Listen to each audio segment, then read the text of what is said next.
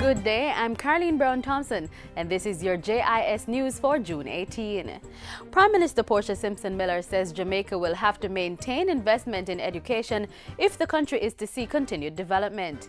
She made the point at a recent function to award 40 stalwarts with the Appreciation Medal for service to education. It is a necessary investment and the way forward. It is how we are going to be able to compete effectively in this modern, globalized world. The Prime Minister's Medal of Appreciation is given to a teacher who has served a minimum of 15 years and who has displayed outstanding service in the field of education and shown evidence of community involvement and creativity in the service given. The Rural Electrification Program REP is to implement a renewable energy initiative to provide electricity to at least half of the roughly 16,000 households in Jamaica still without light. That announcement comes from the Energy Minister, Philip Paulwell. He points out that some 97% of the country is fully electrified, but about half of the remaining 3% represents households that are in areas too remote to be connected to the national grid. So the mandate for the REP now is to go out there, find these 16,000 homes, find those that are more than 2 kilometers away from the grid, and let us use solar solution, let us use wind solution, in fact a combination of both, to provide those homes with electricity. The minister says the plan is for government to provide the funds for installation in the form of a loan that will be paid back over time. He says it's anticipated that the country will see full electricity coverage within 5 to 10 years.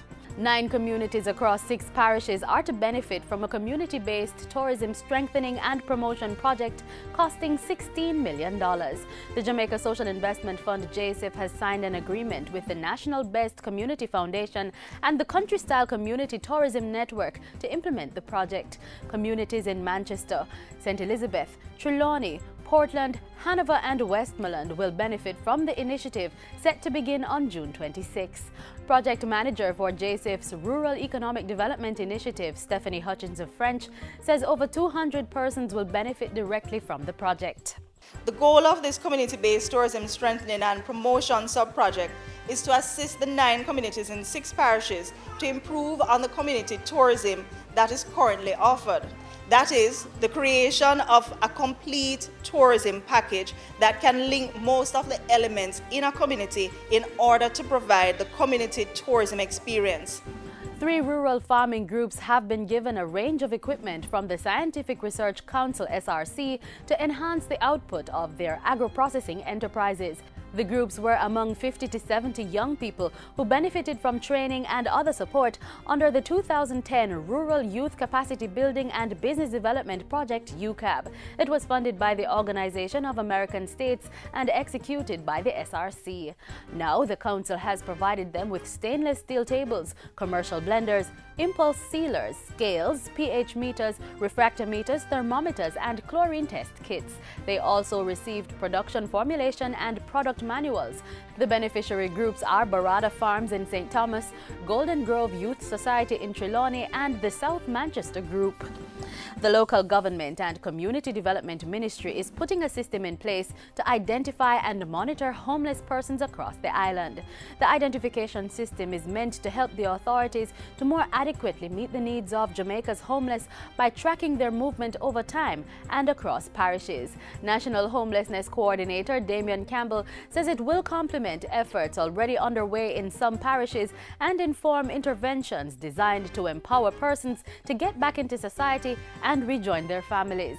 They include outreach initiatives to connect clients to services and appropriate and affordable housing, as well as rehabilitation, empowerment, and reintegration services.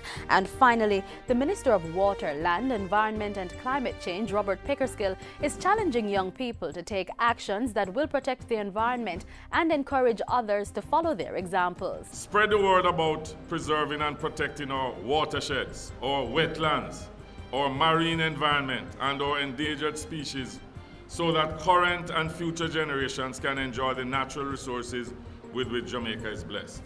The minister was speaking at the Luidasville Vocational Training Center's Open Day Exposition on Friday. He encouraged the young people to be passionate in their pursuits, arguing that this was what would lead them to achieve great things. And that's it for the JIS News today. I am Carleen Brown Thompson. Thanks for watching.